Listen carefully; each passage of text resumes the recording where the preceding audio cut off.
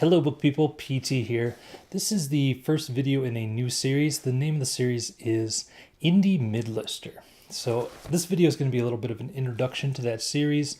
I'm going to talk about what you can expect. I'm going to do these each Sunday for the foreseeable future. I think I have about 10 of them planned. Maybe it'll extend beyond that, maybe not. We shall see. So the idea behind the series is the term midlister is generally in traditional publishing is the idea of a person who writes books that are not like huge bestsellers but are profitable enough that the publishers want to keep publishing them. So they keep putting out books that are profitable but not huge bestsellers. The numbers kind of get a little wonky depending on where you look. The number that I've seen a couple places is selling anywhere between 5,000 copies and 20,000 copies. Somewhere in that range would be considered a mid-lister from a traditional publishing perspective.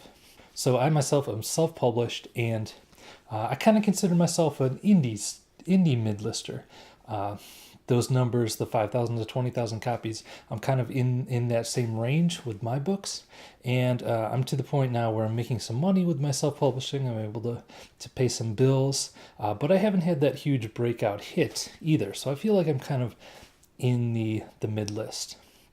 So the idea behind the series is I want to take a look at kind of what does that mean to me? What are the nuts and bolts, the ins and outs? What's it look like to be a guy who's selling as a self-published author, but not like huge?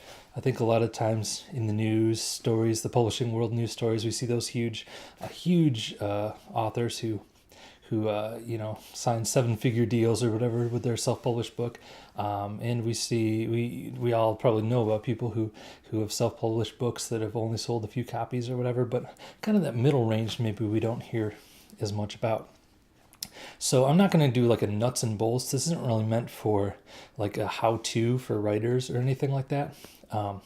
But what it is really meant for is just to be informational, this is the kind of stuff that I would have very much found interesting before I was publishing myself. So if you're a writer who's wanting to get into self-publishing, this might be interesting. But also if you're just a reader who's curious, like, hey man, what does it look like to be a self-published writer and try to sell books? What does that look like?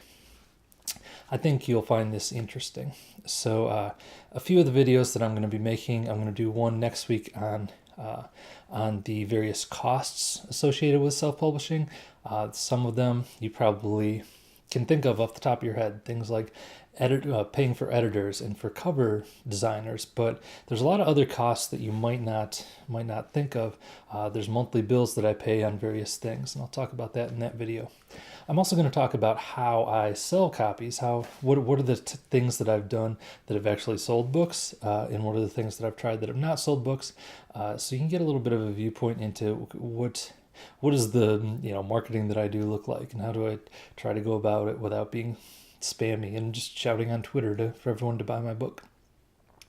I'm going to do one on the other ways that I've made money as a writer recently, the things that have kind of grown out of my self-publishing that aren't selling like ebook or paperback copies, but are different ways that I've made money. I'll do some other ones on things like the writing community, some writing podcasts I really like. There's quite a few other ones that I want to get in there, but I'll just leave it at that for now. So that's the idea, is to talk about what is life like as a kind of a mid-list, an indie mid-lister. It's right there in the name. I think there's two different camps that writers can fall into when it comes to talking about their work. And I lean more towards one than the other, but I think the two kind of mistakes are writers can often try to seem like more important than they actually are and more successful than they are. Like, for instance, I know a friend who self-published some books, and I know he has not really sold any copies other than to people he knows, and I bought a copy and stuff. But I know, like, he does the blog posts occasionally, and he's like, the one question my readers always ask me is this and that. Then not a day goes by that I don't get an email asking me this or that, which I know is not true. So that's one way you can do it, is trying to seem like you're more important than you are. I gravitate towards the other one though, which I think is just as just as much of a crutch and a trap is just kind of the aw shucks, like, oh, you know, I sell a couple copies here and there. It's no big deal kind of a thing.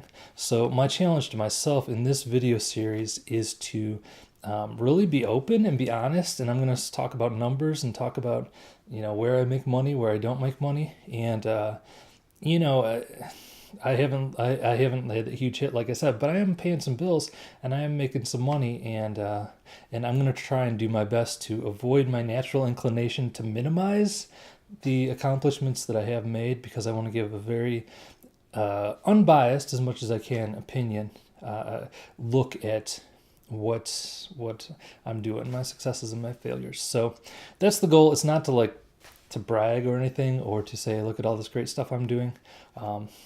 And I'm also not going to try and aw shucks it. It's really to just give an interesting, clear, hopefully, look at what the little business of an indie midlister looks like. So the next one of these videos will be out next Sunday. And thanks so much for watching. If there's a topic you'd like to see me talk about and cover, please put it in the comments below. Here's a couple other writing videos that you might like if you enjoyed this one. Until then, I'll talk to you next time.